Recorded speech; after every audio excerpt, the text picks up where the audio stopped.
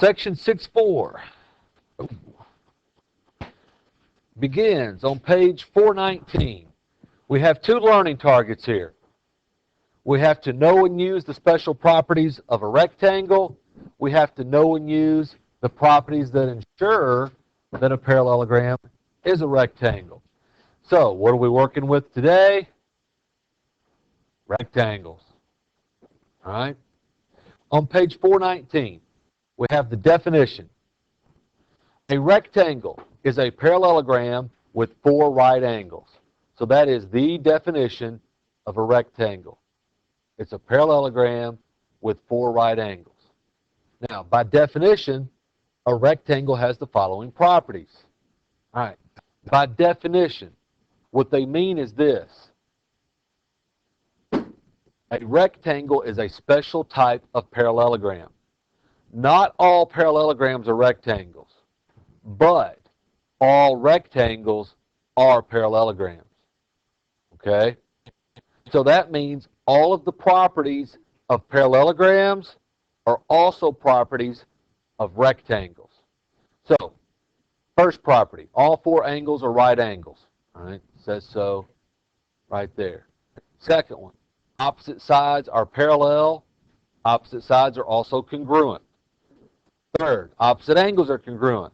Fourth, consecutive angles are supplementary. Fifth, the diagonals bisect each other. All right? Now here in blue, I wrote this. Properties 2 through 5 are true for a rectangle because they are true for all parallelograms. Since a rectangle is a special type of parallelogram, all of the properties of a parallelogram must also be properties of a rectangle. Everything that we've learned about parallelograms applies to rectangles. Everything. Okay? So far, we have one new special thing about a rectangle, and it is that it's a parallelogram where all four angles are right angles. Our theorem that we're getting ready to have is going to tell us this. The diagonals of a rectangle are congruent. In just a general parallelogram, that wasn't true. We never said the diagonals were congruent to each other. For a rectangle, they are. Questions so far? All right, so here we go.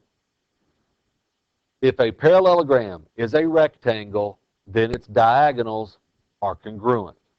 So in this figure, since that parallelogram is a rectangle, I can tell because it's got four right angles, then the diagonals are congruent. So segment JL is one of the diagonals, segment MK is the other diagonal. They're congruent to each other. Okay? Got a question for you. Do they still bisect each other? Yeah. Since a rectangle is a parallelogram, we know that the diagonals bisect each other. Since this is a rectangle, we now know the diagonals are congruent, which makes something kind of interesting happen. If you take two congruent segments and you bisect them both, don't you now have four smaller segments that are all congruent to each other? Okay? So all four of those little halves are congruent to each other. All right, so that's what we're going to use when I say when the learning target says know and use the special properties of a rectangle. There's two. It's a parallelogram with four right angles, and its diagonals are congruent. So those are the two properties we use there. Okay? Now for the next one, know and use the properties that ensure that a parallelogram is a rectangle. Well, we can use the definition. If it's a parallelogram with four right angles, it's a rectangle. So that's one. Here's the second one. It's the converse of what we just talked about. If the diagonals of a parallelogram are congruent, then the parallelogram is a rectangle. Okay? Now, we got to know it's a parallelogram, and they're not going to try to trick us. They're going to give us parallelograms. So, if it's a rectangle, we conclude the diagonals are congruent. If we have a parallelogram where the diagonals are congruent, we conclude it's a rectangle. If we're told it's a rectangle, we can conclude it has four right angles.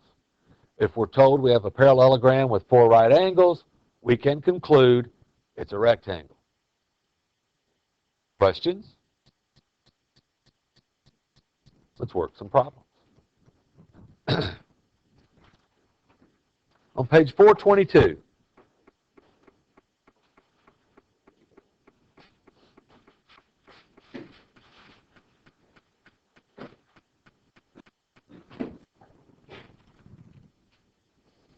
An X-brace on a barn door is both decorative and functional. It helps to prevent the door from warping over time. And then I read because, you know, I have a little trouble seeing the pictures.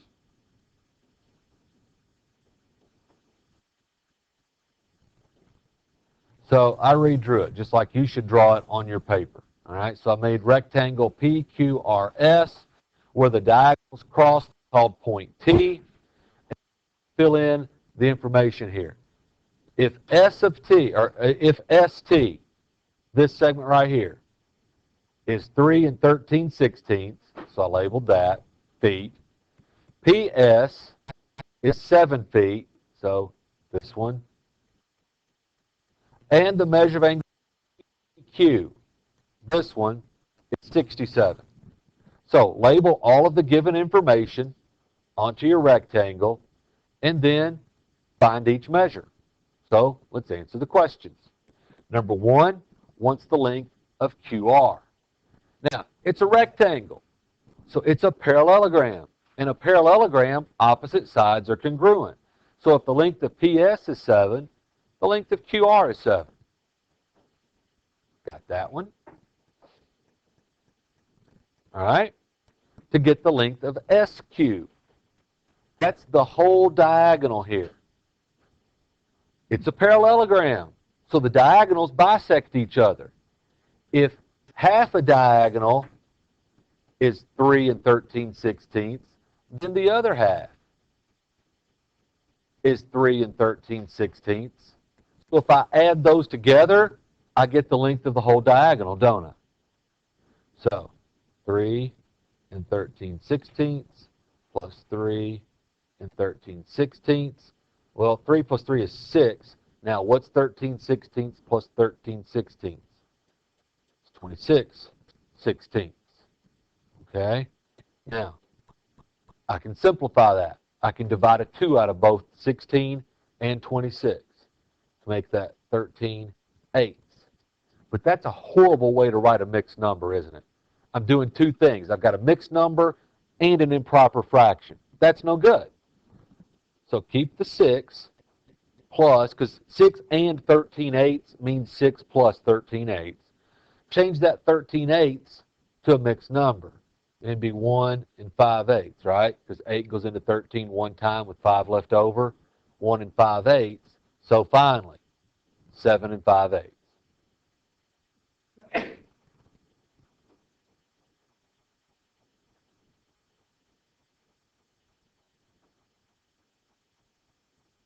All right, number 3 wants the measure of angle TQR. Start at T, go to Q, then to R. So this one right here. Let's think for a minute. Remember how we said that since this is a parallelogram, the diagonals bisect each other? And since it's a rectangle, the new thing about rectangles was that the diagonals are congruent. So we said then if you have two diagonals, two segments congruent to each other, and you bisect them both, you get 4 congruent segments, don't you? Look what that means for us. That means that this is an isosceles triangle, doesn't it? You following all this? So the yellow one's an isosceles triangle. Okay? What do we know about the base angles of an isosceles triangle? They're what? Well, they're going to be acute, but what's true? It's isosceles triangle theorem. It was sort of a big deal at the time. They're congruent. The base angles of an isosceles triangle are congruent. So think about it. I'll just call it angle 1 and angle 2 to have something to call them. They're congruent to each other. And don't angle 1, angle 2, and the 67 all add up to 180? So let's do this. Take 180, subtract 67 from it. That means angle 1 and angle 2 have to add up to 113. and they're the same size. So aren't they both half of 113? So that's 56.5, and that's 56.5.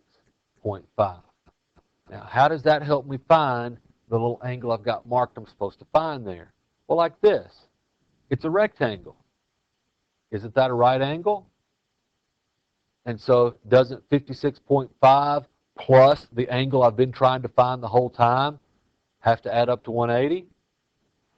So, or not 180, add up to 90. So 90 minus 56.5, and I get 33.5.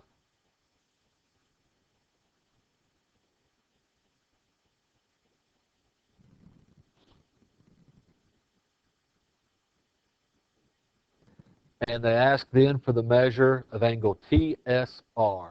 Start at T, go to S, then to R. All right, this one. Let's think about this. This triangle I had highlighted in yellow, isn't it congruent to this triangle? Side angle side. Okay, it is. So if that one up here is 56.5, then the one down here is 56.5. All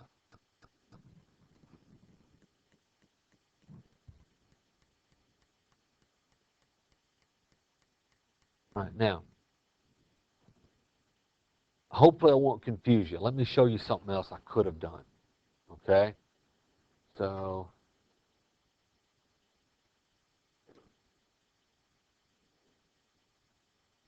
I don't need that anymore. I could have done this. Aren't these two angles a linear pair? So aren't they supplementary? And we just did it, I think. What's 180 minus 67? And then this is also an isosceles triangle, isn't it? So we can say, okay, so if I call that angle 1 and that angle 2, they're congruent to each other. The three angles got to add up to 180. So 180 minus 113, we've got 67 again. So these two have to add up to 67. They're the same size, so aren't they both half of 67? And I get the 33.5 again, don't I? So that's another way I could have found the 33.5. Actually, it seems easier now that I work it that way. All right. Now, another way to get the 56.5. Once I knew that was 56.5, remember, not only is this a rectangle, it's a parallelogram. So that's parallel to that. That's a transversal. No, I'm doing it wrong sides here. That's parallel to that. That's a transversal. So aren't alternate interior angles congruent? And that's another way to figure out that's got to be 56.5. So we're to the point now, this is good news, bad news, where quite often we will know more than one way to do something. Sometimes that's bad because you get confused. You think, oh, which should I do? Which is best? You have no way of knowing which is best. Just pick a method that you know and work it. All right. We good with 1 through 4? 5 and 6. They do tell us that this is a rectangle. For number 5, if the length of FD is 3x minus 7, so that's this diagonal, and the length of EG is x plus 5, that's this diagonal, find the length of EG. Well, I can't find the length of EG until I know x. So we know that diagonals bisect each other because they do for all parallelograms. We also know for a rectangle that the diagonals are congruent. So set their lengths equal to each other. Set the measures equal. 3x minus 7 equals x plus 5. We can solve for x. That would be 2x minus 7 equals 5. So 2x equals 12 and x equals 6. And now we can find the length of EG. EG is x plus 5, so 6 plus 5 is 11.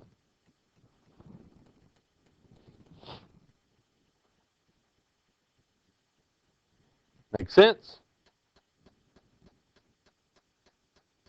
Let's try number 6. If the measure of angle EFD, so we start at E, then we go to F, then to D, so this one is 2x minus 3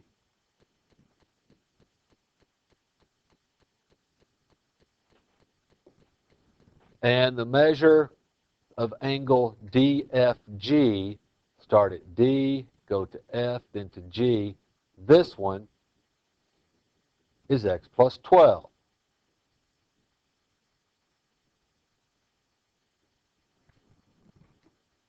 Find the measure of angle EFD. All right, so the blue one. All right, is the blue one and the red one equal to each other? Are they? No.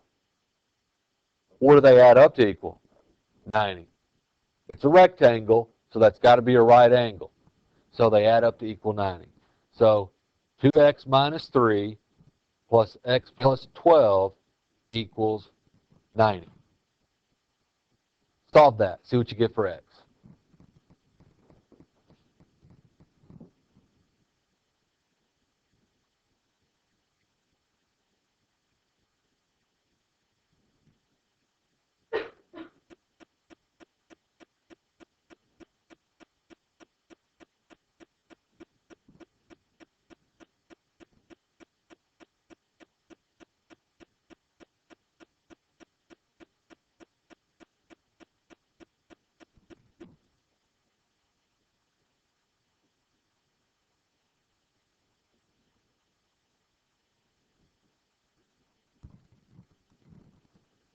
You get 27 for x. And then we're not finished because it didn't just say find x. It said find the measure of angle EFD. Well, the measure of angle EFD is 2x minus 3. If x is 27, that becomes 2 times 27 minus 3, which is 54 minus 3. We get 51.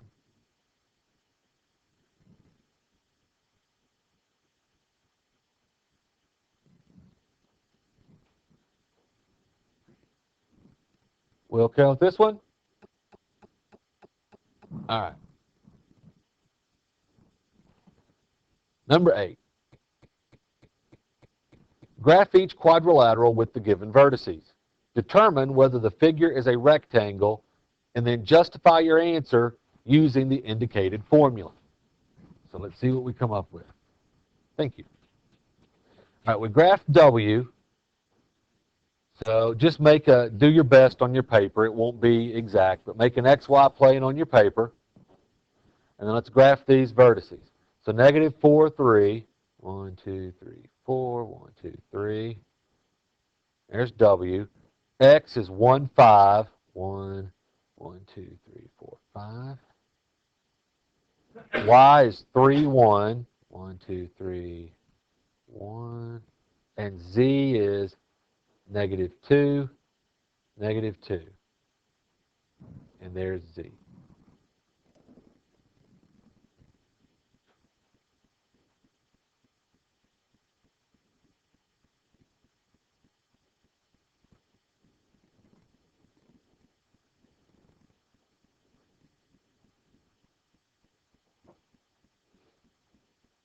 Right, do you think that's a rectangle?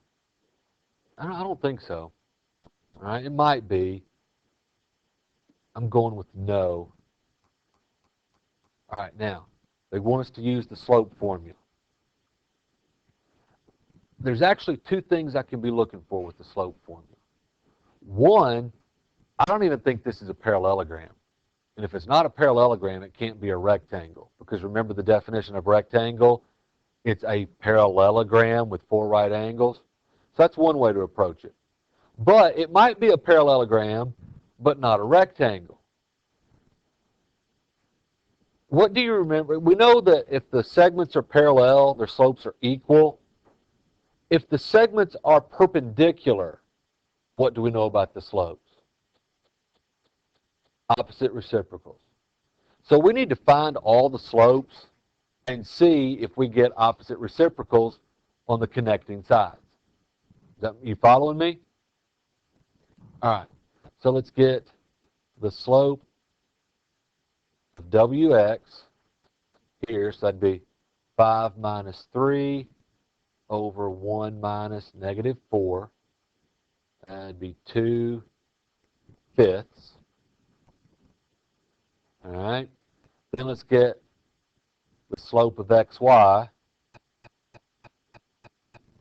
That'd be 1 minus 5 over 3 minus 1. 1 minus 5 is 4. 3 minus 1 is 2. That's, yeah, I messed something up somewhere, didn't I? There we go. -2. Okay. Now, I can stop. I don't have to find all 4 of them like I thought I did. Because Wx and xy are supposed to be perpendicular if that's a rectangle. Are they? Their slopes are not opposite reciprocals, so those are not perpendicular.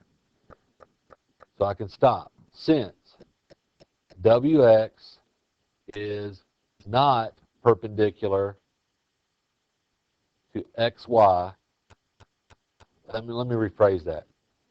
Segment Wx is not perpendicular to xy since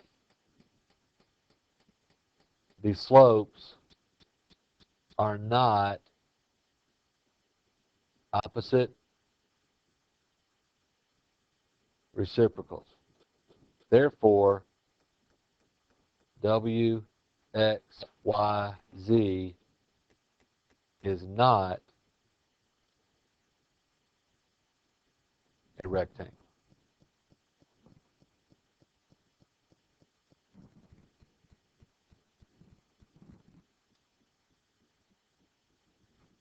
You with me?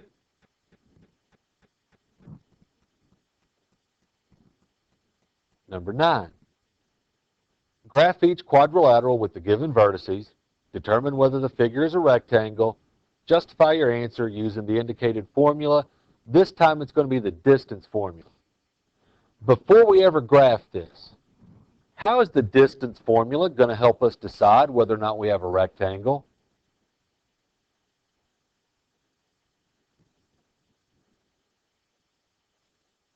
Okay, keep thinking about that while we graph this. Let's graph it. So on your paper, make you an XY plane, and we'll do our best then. We'll be as careful as we can. A is 4, 3. 1, 2, 3, 4. 1, 2, 3. B is 4, -2. 4, -2. C is -4, -2. 1, 2, 3, 4, 1, 2. And then D is -4, 3.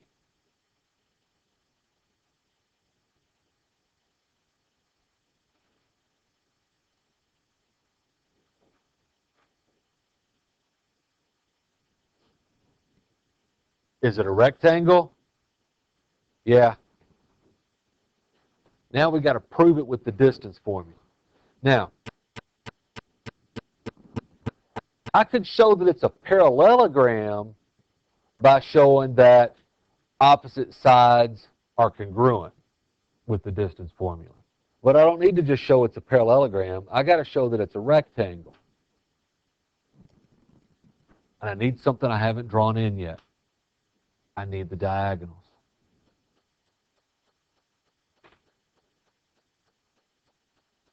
Because what has to be true about the diagonals of a rectangle? They have to be congruent. So, if the diagonals have the same length, then yes, this really is a rectangle. If the diagonals have different lengths, then we fooled ourselves. It's not a rectangle. Because the other one asked us to use the slope formula, and so it just wasn't appropriate. Okay? Does that make sense? All right. So let's see what happens here. Remember the distance formula?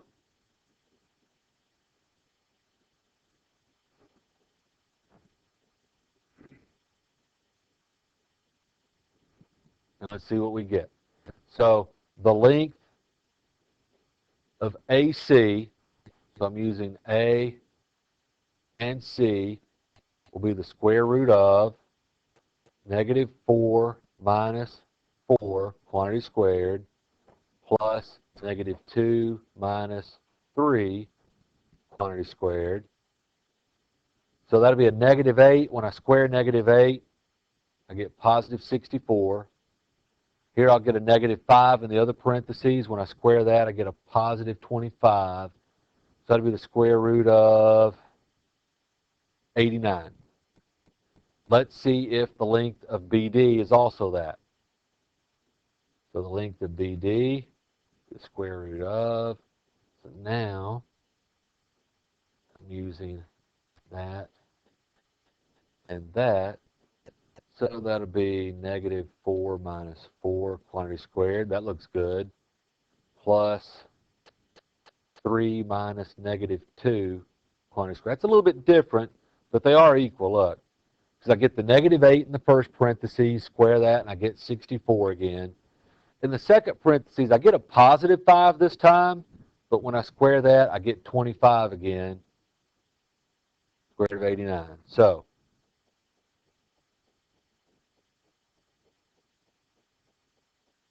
the diagonals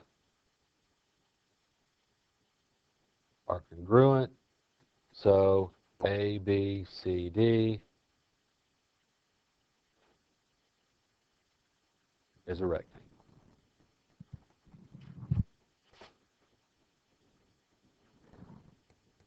Questions? So, what are the two things that are special about rectangles? What do we know about their angles? They're all right angles, all four of them. And what do we know about the diagonals? They're congruent. They're equal. Okay? And don't forget, all the other properties of parallelograms still apply. Opposite sides are parallel, opposite sides are congruent, opposite angles are congruent, the diagonals bisect each other, consecutive angles are supplementary. All that's true for a rectangle because a rectangle is a special type of parallelogram. And here's your assignment. On page 422, 1 through 6, 8 through 19, 22, 23, 26 through 31, 39, 40, 46, 51 through 53.